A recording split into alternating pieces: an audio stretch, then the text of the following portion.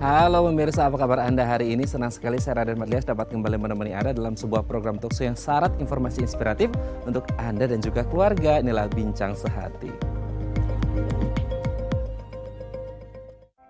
Ya pemirsa, sebentar lagi kita masuk bulan November. Ini akhirnya sudah mulai akhir tahun dan beberapa hari atau waktu belakangan ya di sekitar Jabodetabek, mungkin daerah Anda juga ini sudah sering turun hujan. Nah, apa yang Anda persiapkan menjelang musim hujan? Jas, hujan, payung, baju hangat? Betul, tapi ada yang lebih penting yaitu kesehatan kita selama musim hujan. Apa yang harus dipersiapkan untuk menjaga kesehatan kita selama musim hujan? Inilah topik yang akan kita bahas hari ini, yaitu jaga kesehatan jelang musim hujan. Nah, kalau ngomongin tentang hujan gitu ya, kalau hujan pasti ada sesuatu yang tertunda kegiatan kita. Begitupun dalam hidup. Ketika kita ngomongin tentang menunda gitu ya, ini berarti kita juga ngomongin tentang rasa kecewa. Mungkin selama pandemi kemarin gitu ya, ketika pernikahannya harus tertunda, mau beli ini tertunda, mau kemana tertunda, pasti ada rasa kecewa. Nah, pertanyaannya gimana mengatasi rasa kecewa? Kita akan bahas satu-satu ya. Kita lihat poin yang pertama pemirsa.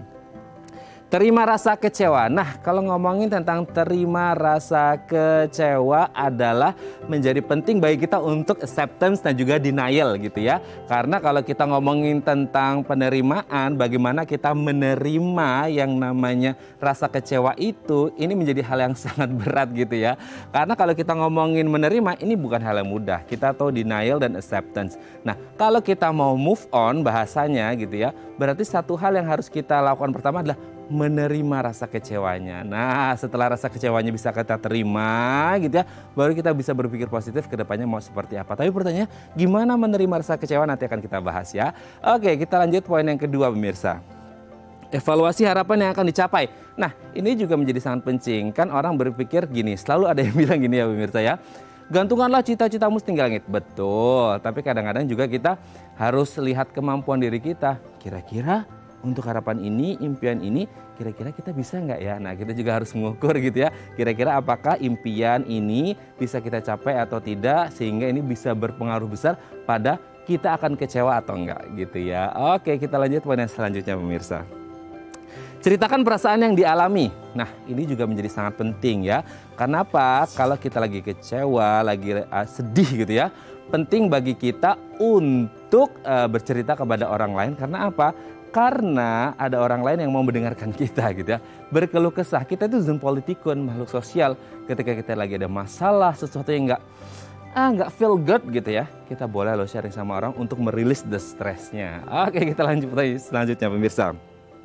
Lakukan hal yang menyenangkan, hobi kek, olahraga yang disukai kek, aktivitas pokoknya apapun yang Anda lakukan dan itu bisa membuat Anda senang, Anda happy seperti itu ya. Jadi lakukan hal yang menyenangkan supaya Anda bisa terbebas sedikit tuh dari yang namanya rasa kecewa ya. Supaya tersalurkan itu hormon-hormon kebahagiaannya dan kita jadi lebih happy. Oke, kita lanjut poin yang selanjutnya pemirsa.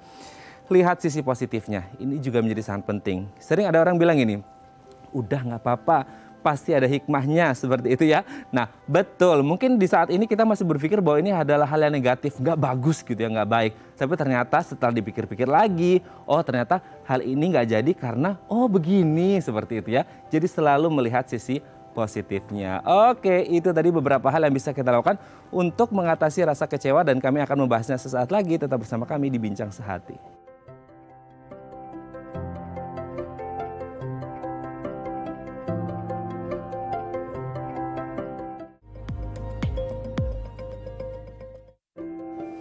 Baik, Anda masih bersama kami di Bincang Sehati. Tadi di segmen sebelumnya kita sudah membahas beberapa hal yang bisa kita lakukan untuk mengatasi rasa kecewa seperti itu ya. Nah, untuk membahasnya telah tersambung nih bersama kami di sambungan Zoom dengan Mbak Ade Lestari, MPSC psikolog dari Life Spring Counseling and Care Center. Selamat pagi Mbak Ade, apa kabar? Selamat pagi Mas. Baik ya, sehat ya Mbak Ade ya? Mantap. Mantap. Udah berapa lama ya kita ngobrol? Kayaknya udah setahun lebih ya. Gitu ya. Lama ya Mas? Ya lama, karena kemarin sibuk dengan baby ya, baru lahiran. Semoga sehat selalu babynya. Terima kasih Mbak Ade sudah mau bergabung bersama kami pagi hari ini. Mbak Ade, hari ini kita akan membahas tentang bagaimana sih rasa kecewa ini bisa diatasi gitu ya. Karena kan mungkin selama masa pandemi kemarin ya, entah karena satu dan lain hal, entah karena faktor situasi, faktor ekonomi, faktor kesehatan dan lain sebagainya, akhirnya banyak hal yang harus tertunda seperti itu ya. Nah, banyak dari kita yang akhirnya merasa kecewa. Nah, kita akan bahas gimana sih caranya mengatasi rasa kecewa. Yang pertama adalah tentunya sebelum kita move on, kita harus menerima dulu rasa kecewanya. Ini betul nggak dan gimana caranya bisa menerima, kan kita ngerti dengan istilah denial dan acceptance tuh. Gimana tuh Mbak Ade? Oke, walaupun memang bukan hal yang mudah, namun sebenarnya langkah awal untuk bisa mengatasi rasa kecewa adalah emang kita mengakui dan menerima bahwa kita memang mempunyai perasaan tersebut. Dengan kita menerima, kita memberi respon nih, kita memberikan sinyal kepada tubuh untuk merasa aman dan diterima. Tubuh akan melihat bahwa hal yang mengecewakan tersebut bukanlah sebuah ancaman, melainkan sebuah perasaan nyata yang memang wajar aja untuk kita rasakan. Nah, ketika kita sudah sampai pada kondisi tersebut, kondisi inilah yang memungkinkan kita untuk bisa mengeksplorasi, mengelola, hingga secara bertahap memungkinkan kita bisa berdamai dengan rasa kecewa tersebut. Oke ya, jadi memang penting bagi kita untuk menerimanya. Tapi kan nggak semua orang bisa menerima dengan cepat gitu Mbak Ade. Apalagi untuk hal-hal yang wah entah karena masalah percintaan, pernikahan, ya segala macam deh gitu. Akhirnya mereka kayak mau sih Mbak Ade itu ya untuk menerima kecewa itu, tapi kan berat banget gitu. Nah gimana sih, maksudnya ada nggak satu hal yang bisa bikin kita klik, oke aku bisa menerima rasa kecewa ini gitu. Apa yang harus dipikirkan pertama kali ketika kita mau menerima keadaan bahwa kita lagi kecewa nih gitu? Bahwa yang pertama, balik lagi, kita mesti nerima dulu Mas, bahwa memang, oke, apa sih yang aku rasakan? Bahwa, aku kecewa, oke, apa yang membuatku kecewa? Misalkan begitu. Kemudian kita juga perlu menganalisa diri sendiri kita gitu ya, apa sih kandungan perasaan lain selain rasa kecewa tersebut? Misalnya, apakah aku sebenarnya merasa marah? Atau aku merasa tersinggung? Atau aku merasa sedih? Atau justru merasa dipermalukan? Misalkan seperti itu. Nah, langkah awal untuk kita bisa memahami perasaan inilah yang nantinya akan membantu kita tuh jadi lebih mudah gitu untuk belakang-belakangnya. Nah, tapi saya setuju Mas dengan apa yang barusan Mas sampaikan bahwa ini bukan hal yang sangat mudah begitu ya. Yeah. Oleh karenanya ketika misalkan teman-teman gitu atau seluruh orang yang lagi menonton ini merasa bahwa sudah mengalami sesuatu yang mengecewakan dan sulit untuk bisa menemukan perasaan-perasaan ini karena ini merupakan langkah awalnya, maka penting sekali untuk melakukan pendampingan melalui konseling begitu. Oke, pendampingan konseling kalau akhirnya merasa bahwa sudah tidak mampu lagi gitu ya. Oke, kita lihat poinnya selanjutnya ini. Evaluasi harapan yang akan dicapai. Kan sering orang bilang, gantungkan cita-cita impianmu setinggi langit gitu ya. Gitu. Tapi kan mungkin penting nggak sih bagi kita untuk mengevaluasi, kemarin gagal nih akhirnya kecewa, terus kita evaluasi lagi. Harapan-harapan kemarin, impian-impiannya perlu aku evaluasi. Ini penting nggak sih Mbak Ade? Oke, sangat penting ya Mas. Jadi gini, kita mesti memahami dulu awalnya rasa kecewa itu timbul akibat apa sih gitu ya. Sebenarnya kan rasa kecewa timbul akibat adanya gap nih antara harapan dengan kenyataan yang terjadi begitu. Nah, umumnya harapan-harapan kita ini diwarnai oleh nilai-nilai atau hal-hal yang kita yakini bisa membuat kita bahagia atau puas dalam hidup. Nah, pada saat kita mengalami kekecewaan, marilah kita menggunakan kesempatan ini untuk melakukan refleksi. Apakah sebenarnya nilai-nilai yang selama ini kita pegang itu adalah sesuatu yang benar, sehat, dan realistis tidak? Misalnya, ketika selama ini kita berharap bahwa orang bisa membuat kita bahagia. Nah, sebenarnya apakah ini sesuatu yang realistis dan tepat? Karena kan kita tahu ya bahwa kita tidak mungkin bisa mengendalikan perilaku orang lain untuk bisa bersikap seperti apa yang kita inginkan. Betul. Sehingga ketika kita punya harapan mengenai hal seperti ini, tentu saja kemungkinan kita untuk memiliki rasa kecewa pasti juga lebih tinggi. Oleh karena penting banget untuk mengevaluasi nih harapan-harapan termasuk nilai-nilai dan yang kita yakini selama hidup kita yang kita pegang. Oke, tetap harus realistis, mengukur kemampuan kita juga, terus mengevaluasi kira-kira kita capable atau enggak. Soalnya di satu sisi bisa menyemangati, di satu sisi bisa bikin kita stres juga gitu ya. Pokoknya semuanya sesuai dengan kapasitas kita. Oke, kita lanjut poin yang selanjutnya Mbak Ade. Ceritakan perasaan yang dialami. Penting gak sih ketika kita lagi kecewa, kan ada orang-orang yang kayak, aduh aku malu karena impianku ini, cita-citaku gagal gitu kan. Aku kecewa, aku malu ketemu sama orang apalagi cerita seperti itu. Nah sebenarnya akhirnya kan yang terjadi pada orang ini adalah numpuk-numpuk tuh. Jadi stres, malah mungkin depresi seperti itu. Penting gak sih untuk kemudian kita kayak bercerita ke orang lain apa yang dialami gitu. Itu menjadi hal yang bisa merilis the stress juga nggak Mbak Ade? Iya, jadi ini sebenarnya terkait dengan pertanyaan awal ya Mas, Mhm. bahwa kita bicara menerima rasa kecewa adalah langkah awal, namun memang tidak mudah untuk dilakukan. Nah, salah satu cara yang bisa kita lakukan adalah dengan bercerita. Mengapa dengan bercerita gitu ya? Karena ketika kita bercerita kepada orang yang kita percayai, perasaan didengarkan dan diterima ini bisa membuat kita merasa lebih baik. Dengan bercerita, kita juga memungkinkan untuk mengeluarkan seluruh unek-unek nih yang ada di hati dan di pikiran, sehingga memberikan perasaan lega. Nah, perasaan lega itu sendiri aja kan juga sebenarnya menyembuhkan ya. Nah, satu hal lagi yang penting dengan bercerita sebenarnya yang seringkali terjadi adalah ketika kita bercerita nih Mas, kita kan akan memikirkan ya, kalau kita mau cerita apa sih yang sebenarnya aku pikirkan, apa yang aku rasakan, untuk kita bisa menceritakan ini pada orang lain. Nah, dalam proses kita mendengarkan diri kita sendiri itulah seringkali muncul hal-hal yang penting yang sebelumnya mungkin tersembunyi, tapi itu memunculkan insight tuh pada saat kita bercerita. Nah, umumnya atau seringnya nih insight-insight penting inilah yang akan bisa membantu kita untuk mengatasi rasa kecewa tersebut. Oke, ketika kita mendapatkan insight-insight dari cerita kita gitu ya, ini kita bisa dapat solusinya. Sebenarnya perlu ceritanya ke teman kita sendiri aja atau ke profesional sih Mbak Ade? Oke, sebenarnya bercerita itu kan cara kita untuk meluapkan perasaan ya. Sebenarnya setiap manusia ini punya nih kemampuan healingnya sendiri gitu, bahwa si pencipta kita ini sudah menyiapkan lah begitu ya, bahwa ketika kita menghadapi situasi tertentu ada nih cara-cara sebenarnya tubuh kita bisa melakukannya. Namun sayangnya kan dunia ini tidak seideal itu ya Mas, gitu ya, bahwa ketika kita bisa, kalau seandainya kita bisa bercerita pada siapapun saja dan semua orang yang bisa dipercaya, ini sudah cukup gitu. Namun masalahnya apakah kita benar-benar memiliki orang-orang tersebut di sekeliling kita? Apakah orang yang kita ajak bicara adalah orang-orang yang tepat, yang bisa membantu kita merespon pengalaman mengecewakan kita juga dengan hal-hal yang positif. Nah, ketika kita merasa bahwa sulit untuk mempercayai itu, karena kan seringkali kalau kita cerita, jangan-jangan kita malah kembali dinasehati. Padahal yang kita butuhkan bukan nasihat sebenarnya, tapi perasaan untuk, ya aku mau bercerita gitu, aku mau menjadi diriku apa adanya dan diterima gitu.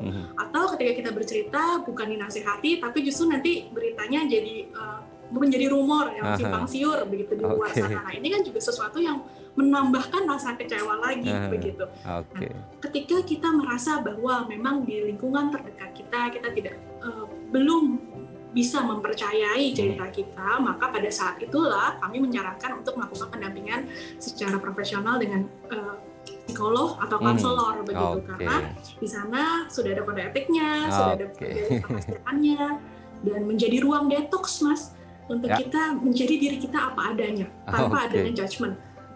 Tanpa judgement ya. Kita bisa diterima. Dengan kita bisa diterima, pada saat itulah kita bisa ngerti nih sebenarnya apa sih yang kita rasakan, apa sih yang sebenarnya kita butuhkan, dan ketika kita paham tentang diri kita, maka kita mulai nih bisa menata langkah apa yang bisa kita lakukan ketika kejadian ini sudah seperti ini, begitu. Sangat luar biasa ya, detail sekali. Kita lanjut poin selanjutnya nih Mbak Ade. Lakukan hal yang menyenangkan. Ini bisa menghilangkan rasa kecewa juga, gimana nih Mbak Ade? Iya, bahwa tentu saja ya Mas, ketika kita mengalami kejadian yang mengecewakan, sangat wajar untuk seluruh perhatian kita jadi terfokusnya pada perasaan-perasaan yang negatif. Betul.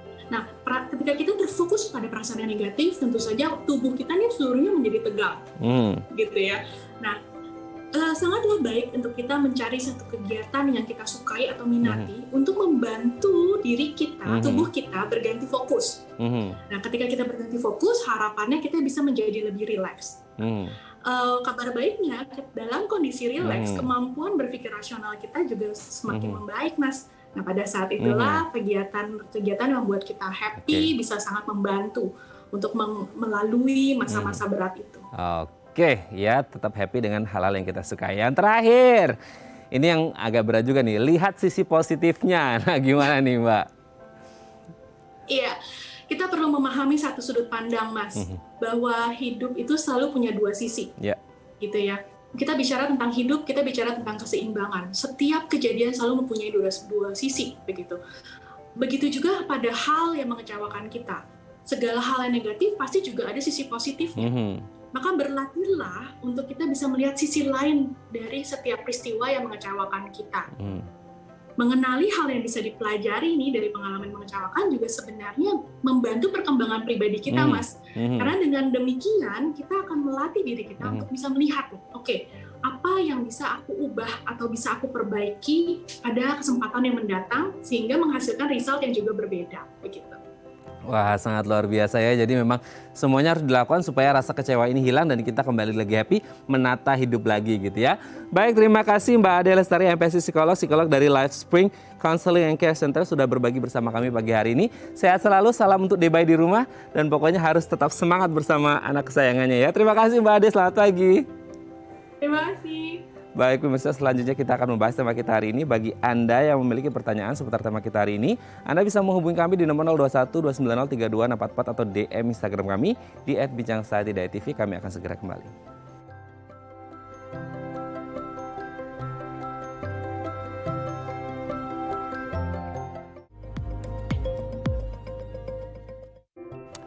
Baik, Anda masih bersama kami di Bincang Saati dan kita masih membahas tema kita hari ini. Mungkin ya beberapa hari belakangan ya bagi Anda yang tinggal di Jabodetabek atau di luar Jabodetabek juga mungkin sudah mengalami udah mulai hujan gitu ya, terutama sore ke malam seperti itu ya. Nah, kita juga harus menjaga kesehatan kita selama musim hujan karena nggak sedikit dari kita yang akhirnya mungkin pemotor hujan-hujanan terus atau yang kerjanya outdoor gitu ya. Maka penting bagi kita untuk menjaga kesehatan selama musim hujan. Nah, bagi Anda yang memiliki pertanyaan seputar tema kita hari ini, Anda bisa menghubungi kami di nomor 021 290 3244 atau DM Instagram kami di @bincangsaati.tv. Nah, untuk membahasnya telah tersambung bersama kami di sambungan Zoom dengan Dr. Andara Dwike, dokter umum dari Rumah Sakit Metropolitan Medical Center. Assalamualaikum, selamat pagi Dokter Andara, apa kabar? Waalaikumsalam Mas, alhamdulillah baik. Alhamdulillah baik ya Dok ya. Dok, hari ini kita akan membahas bahwasanya udah musim hujan nih gitu ya. Orang selalu ngomongnya musim pancaroba gitu. Nah, kenapa sih Dok akhirnya kok menjelang musim hujan atau di musim hujan ini banyak orang yang rentan kena penyakit atau sakit nih Dok? Gimana nih? Ya, sebenarnya yang bermasalah itu bukan musim hujannya Mas, tapi musim pancarobanya atau artinya kan peralihan dari musim panas ke musim hujan gitu. Nah, perubahan cuaca yang sangat ekstrem ini yang diduga sebagai faktor utama untuk penurunannya daya tahan tubuh kita atau imunitas tubuh kita. Gitu, itu yang pertama. Kemudian yang kedua, beberapa studi juga menduga bahwa udara dingin yang sangat ekstrem, bukan tiba-tiba dari panas banget tuh, kemudian tiba-tiba bisa dingin banget seharian hujan gitu ya, itu bisa juga menurunkan daya tahan tubuh kita. Kemudian pada masa-masa seperti ini juga orang-orang pasti mengurangi jadwal mereka untuk beraktivitas, menunda beberapa kegiatan gitu ya, kemudian apalagi seperti olahraga. Nah, itu juga yang membuat daya tahan tubuh kita tuh menurun Mas, karena adanya minimnya aktivitas fisik gitu. Kemudian pada musim-musim saat ini kan udara menjadi sangat lembab. Udara lembab itu pun yang membuat faktor untuk virus dan bakteri itu gampang untuk berpenyebarannya lebih mudah. Gitu. Jadi itu faktor-faktor yang membuat kenapa sih kita nih di musim-musim seperti ini banyak orang kemudian jatuh sakit gitu. Oke, jadi kondisi peralihannya gitu ya, masa pancarobanya ya akhirnya. Peralihannya yang akhirnya berarti ini secara tidak langsung juga tadi dokter menyebut ini pasti akan berpengaruh ke sistem imunitas tubuh kita ya Dok ya? Betul. Oke, sangat berpengaruh karena memang ya tadi dari panas ke dingin gitu ya. Jadi tubuh kita mencoba untuk beradaptasi. Kalau pas lagi nggak fit banget gitu ya, ini bisa kolaps gitu ya, bisa drop. Oke, nah pertanyaannya penyakit apa saja Dok yang biasanya muncul ini kalau ngomongin tentang peralihan atau musim hujannya? Nomor satu yang paling rentan terinfeksi di tubuh kita tuh saluran nafas ya pasti. Batuk, pilek, flu lah ya. Kemudian saluran cerna kita paling rentan juga. Biasanya orang awam sebutnya muntaber gitu ya. Muntah, diare itu juga paling sering terjadi pada saat musim seperti ini. Kemudian yang ketiga contohnya adalah demam berdarah. Kenapa demam berdarah? Karena kita banyak genangan air, sanitasi kita kurang baik gitu ya. Jadi si nyamuk-nyamuk demam berdarah ini gampang bersarang. Itu yang paling sering sih Mas. Yang paling sering ya Dok ya. Oke. Dan ada juga yang bilang gini Dok, kalau musim hujan gitu ya, beberapa penyakit yang sering muncul itu karena penyakit yang disebabkan oleh virus dan bakteri. Apakah selama musim hujan ini virus bakteri ini bisa berkembang biak dengan sangat cepat gitu ya Dok ya? Apalagi kalau mungkin hujan kan ada banjir juga, ada genangan air segala macam. Ini juga berpengaruh nggak sih Dok?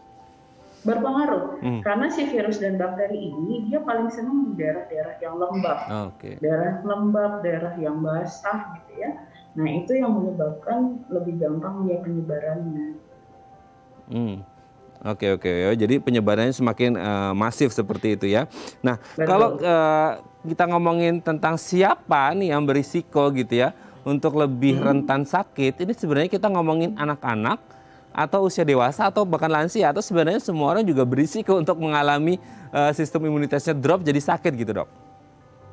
Sebenarnya semua manusia yang beresiko untuk menjadi menurunnya daya tahan tubuh, kemudian menjadi sakit, itu semua beresiko. Cuman untuk anak dan lansia itu kan daya tahan tubuhnya lebih rentan daripada manusia dewasa yang dalam usia produktif. Nah, jadi makanya lebih hati-hati di anak-anak dan di lansia. Kalau kita yang manusia dewasa ini kan masih strong lah ya, masih kuat gitu ya, minum vitamin, makan yang baik, olahraga, masih bisa gitu. Cuman kalau yang mereka kita harus extra careful untuk menjaganya. Oke, kalau untuk lansia Dok, khusus untuk lansia nih, maksudnya ada nggak penyakit-penyakit yang harus diwaspadai kalau ini menyerang lansia gitu selama musim hujan ini? Yang harus diperhatikan kalau lansia itu hati-hati dengan infeksi saluran nafas. Kenapa infeksi saluran nafas? Karena apa? Kita bicara lansia, kita notabene adalah lansia itu jarang dengan aktivitas fisik yang banyak lah gitu ya, ibaratnya Mas.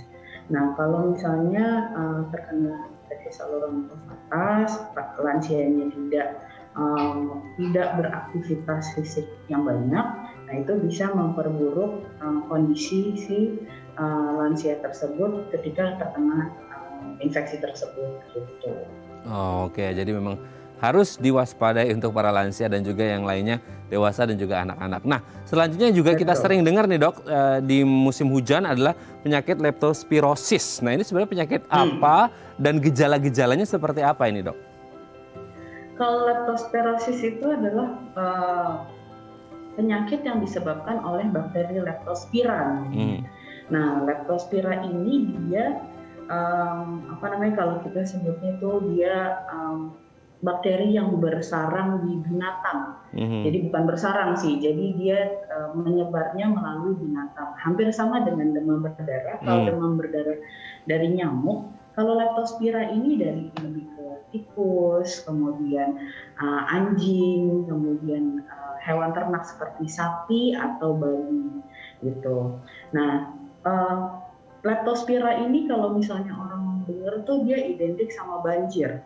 Kenapa sih sama banjir? Karena dengan basic sanitasi daerah tropis, rata-rata daerah tropis kan basic sanitasinya kurang baik ya Mas ya.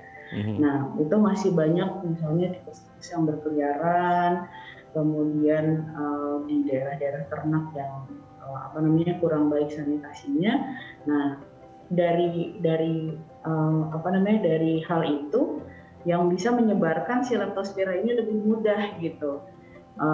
Lebih mudah apalagi ketika banjir. Misalnya banjir airnya terkontaminasi dengan kencing tikus. Nah, itu kan lebih mudah untuk menyebarkan si Leptospira tersebut. Oke. Tadi kalau ditanya tadi gejalanya apa? Gejalanya sebenarnya mirip sama flu.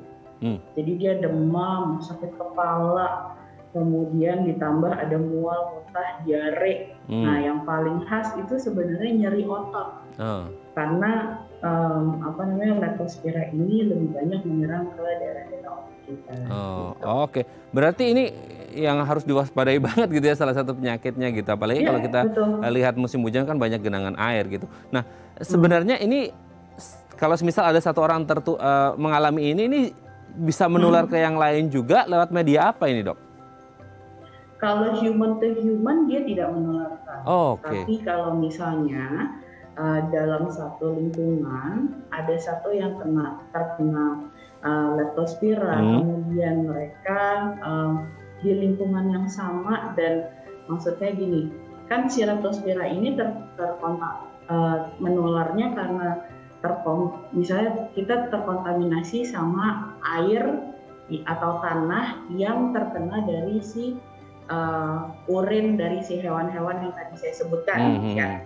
Nah, menularnya itu misalnya kita dalam satu lingkungan, saya terkena karena terkontaminasi, misalnya contohnya nih Masnya juga terkena karena air yang terkontaminasi gitu. Jadi bukan human to human, nggak kayak flu gitu.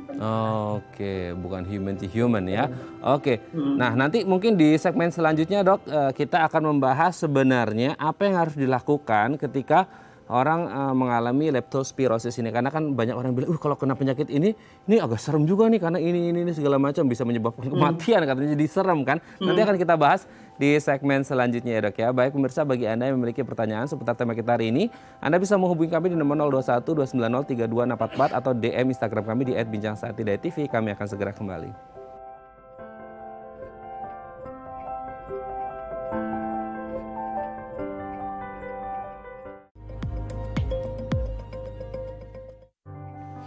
Baik, Anda masih bersama kami di Bincang Sehati dan kita masih membahas tema kita hari ini, apa saja yang bisa kita lakukan untuk menjaga kesehatan kita jelang musim hujan atau nanti pas musim hujan, apalagi yang menjadi perhatian ya di pancarobanya ya, peralihannya ini juga menjadi sangat krusial sekali seperti itu. Nah, bagi Anda yang memiliki pertanyaan seputar tema kita hari ini, Anda bisa menghubungi kami di nomor 021 290 32644 atau DM Instagram kami di @bincangsaat.tv. Kita masih bersama dengan Dr. Andara Dwiqa, dokter umum dari Rumah Sakit Metropolitan Medical Center.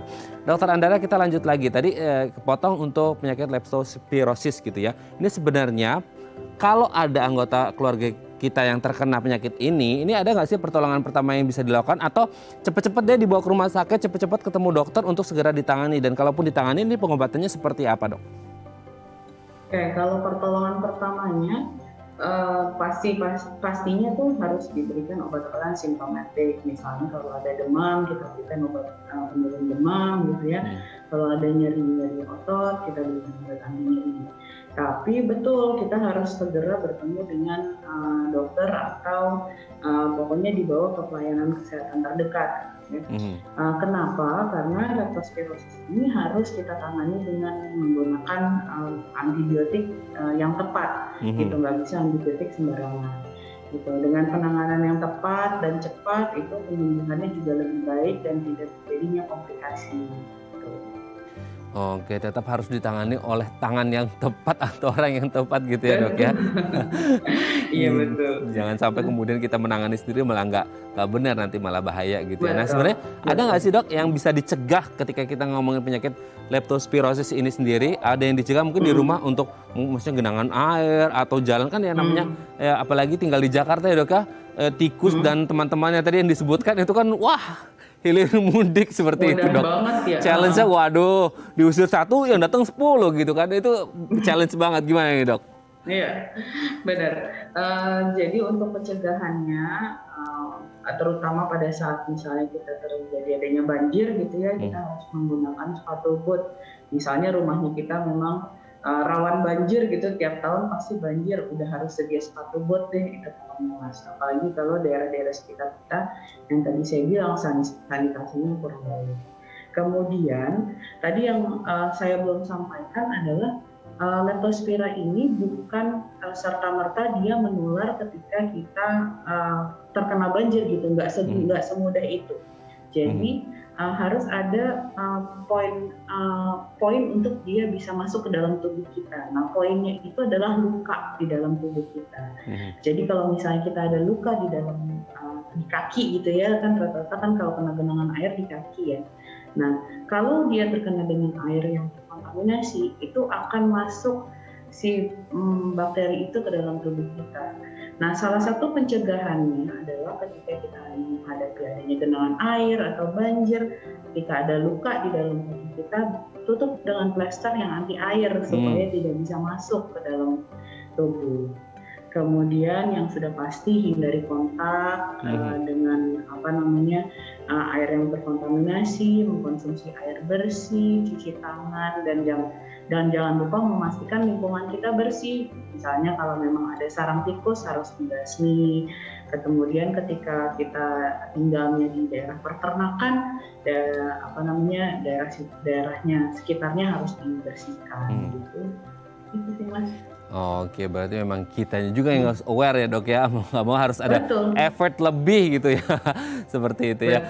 Oke, dok sebelum kita lanjut, dokter Andara ini ada DM dari pemirsa, aku bacakan ya dok ya. Ini dari Pak Wahyu ini, dok saya itu pas kecil hujan-hujanan nggak pernah meriang.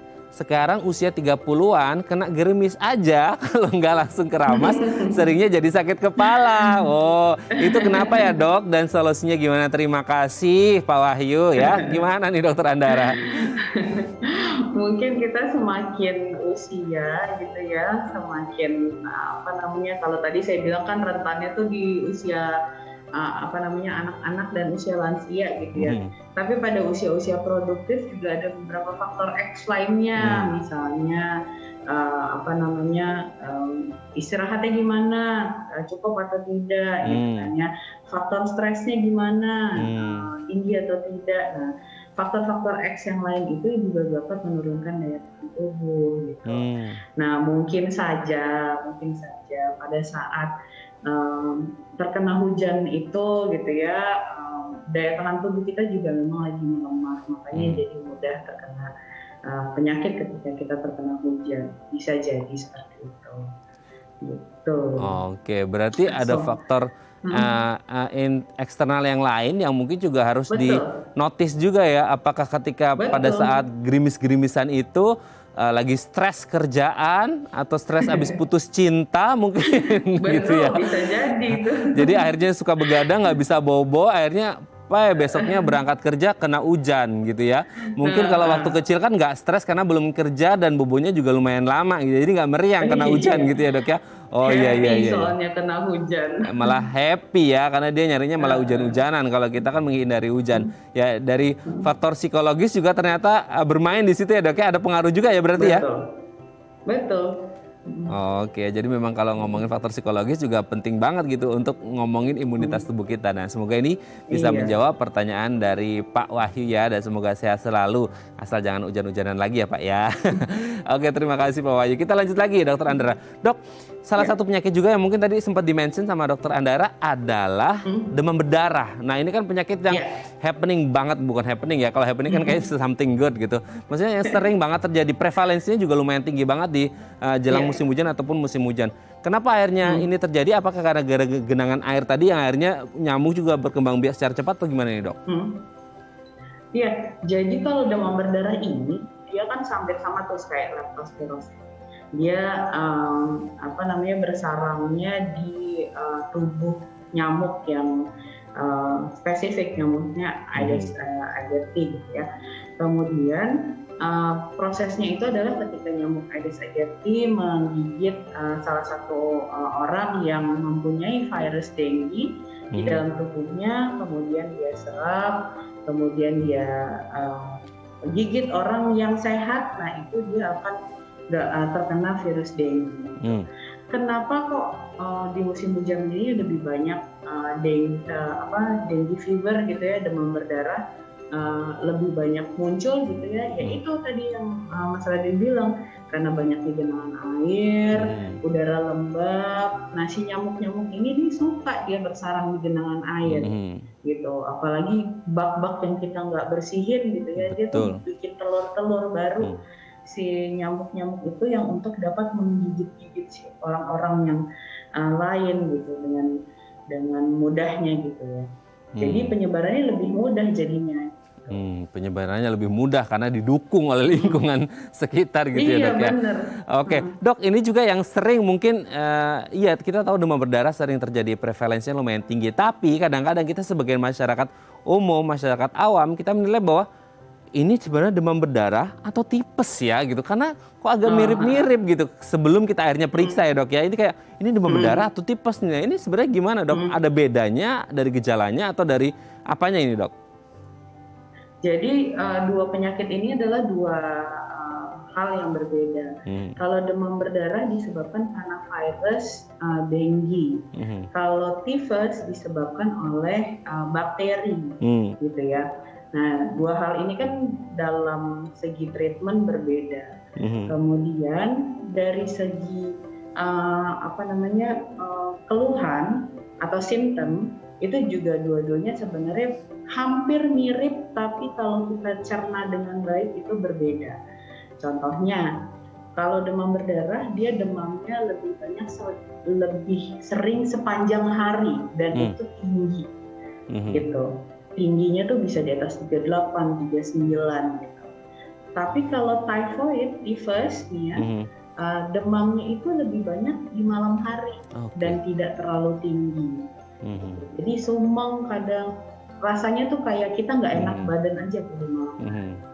Kedua-duanya ada keluhan saluran cerna, tapi lebih ekstrim di tifus. Tifus itu bisa mual, muntah, mencret gitu ya. Tapi kalau di demam berdarah dia enggak, biasanya hanya abdominal discomfort aja, nggak enak perutnya rasanya, mual rasanya gitu.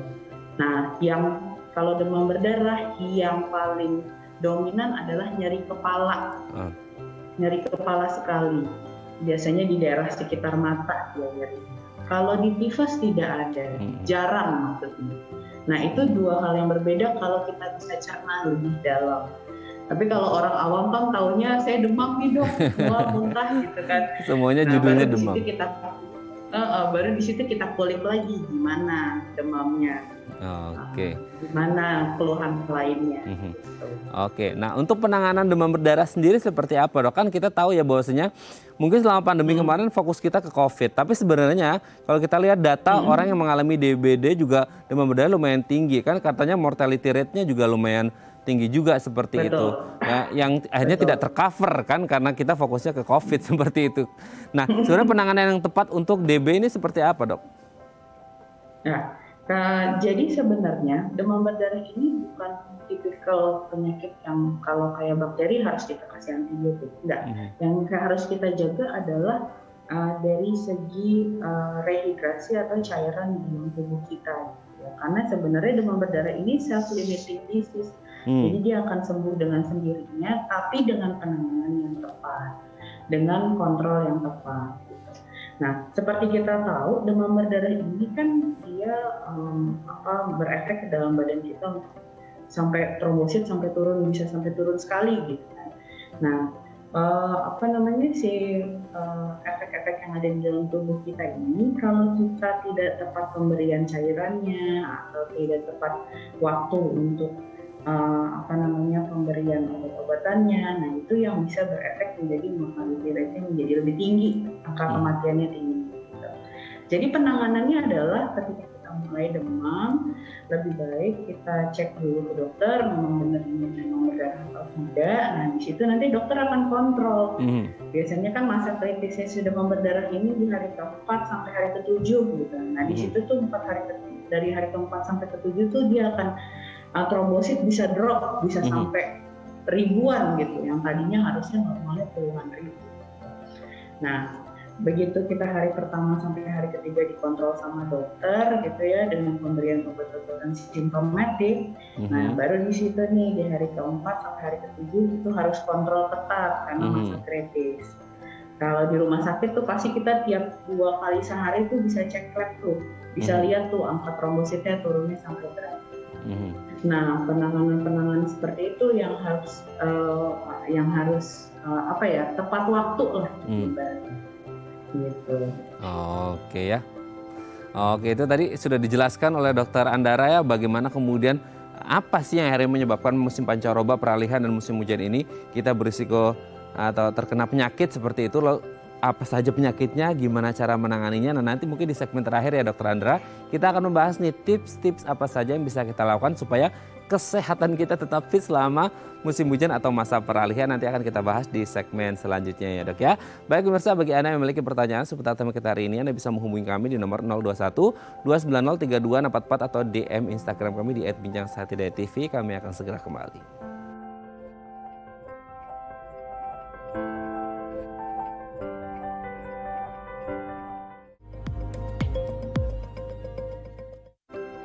Baik, Anda masih bersama kami di Bincang Sehati dan kita masih bersama dengan Dr. Andara Dwike, dokter umum dari Rumah Sakit Metropolitan Medical Center. Dr. Andara, di segmen terakhir ini kita akan membahas ya dok ya beberapa tips yang bisa kita lakukan supaya kita tetap sehat, fit dan bugar selama musim hujan ini, harapan kita semuanya. Amin ya. Yang pertama adalah jaga pola makan. Nah, gimana ya dok? Maksudnya jaga pola makan ini juga penting bagi sistem imunitas tubuh kita supaya kita tetap sehat selama musim hujan atau gimana ya dok? Ya.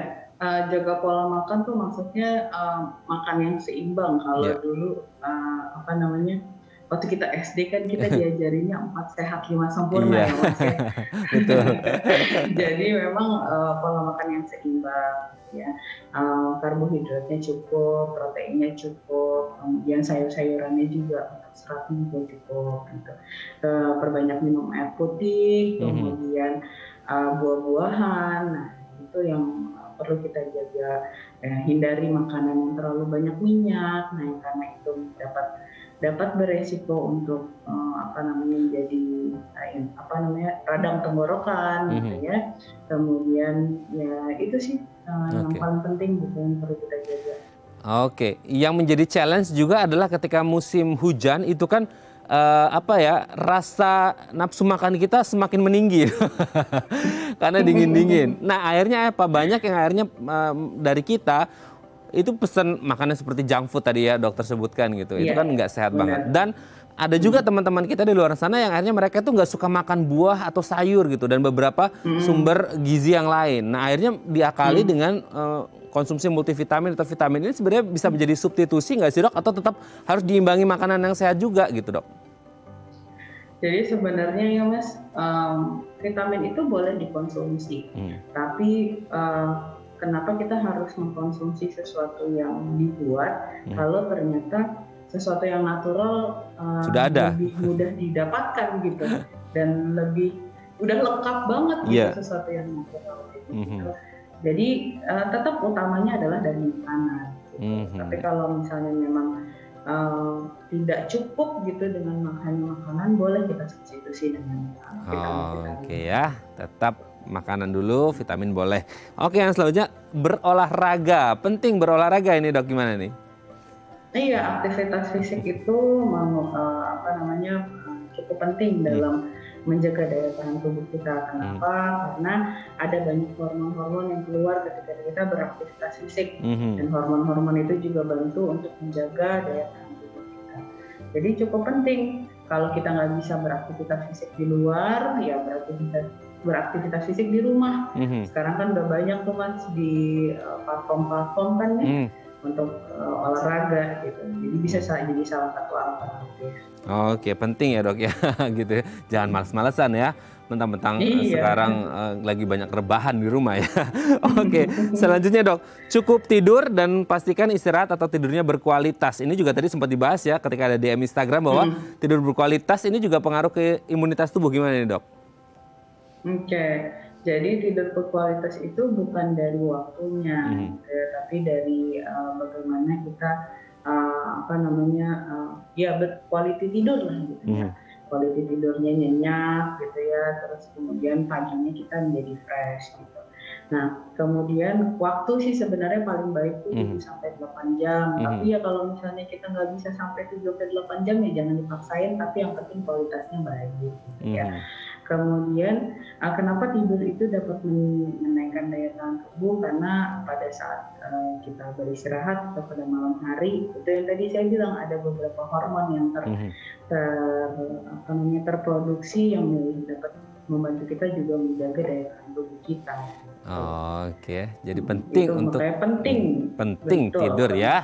Jangan dibilang malas, pokoknya penting gitu ya. Recharging ya tubuh kita. Terapkan gerakan 4M+. Dulu ada 3M, 4M. Ini juga penting untuk menguras bak air segala macam. Ini penting ya dok ya? penting karena menguras, membersihkan, dan itulah itu ya.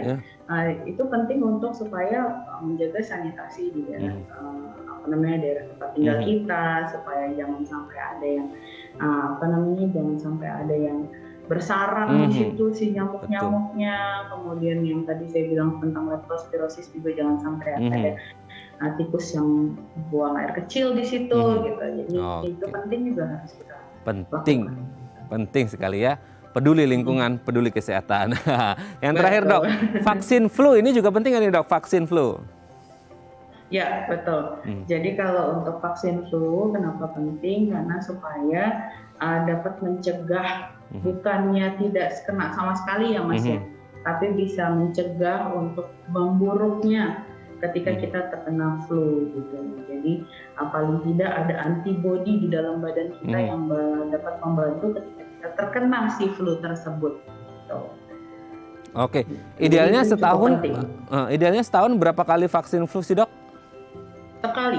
Jadi setiap tahun kita ulang untuk vaksin flu tersebut. Gitu. Oke. Berarti ini kalau ngomongin vaksin flu menjadi penting minimal setahun sekali gitu ya untuk kita divaksin supaya ya bukan tadi dokter Andara bilang ya bukan berarti akan bebas tidak terkena flu sama sekali. Mungkin masih bisa tapi mungkin risikonya lebih mild lagi ya, lebih ringan lagi. Nah, memang banyak hal yang harus kita lakukan. Resikonya kecil, keluhannya juga jadi lebih ringan. Oke, baik. Terima kasih Dr. Andara Dwiqa, dokter umum dari Rumah Sakit Metropolitan Medical Center sudah berbagi bersama kami pagi hari ini di Bincang Sehati. Semoga jelang musim hujan ini kita sehat selalu ya Dok ya. Terima kasih Dr. Andara. Selamat pagi. Assalamualaikum. Baik, pemirsa, bagi Anda yang memiliki kritik dan saran, Anda bisa menghubungi kami di nomor 0889 8100 5000 atau Anda bisa follow media sosial kami di @bincangsehati.tv dan tetap disiplin prokes 6M. Saya Radha Madlias pamit, sampai jumpa dan selamat beraktivitas.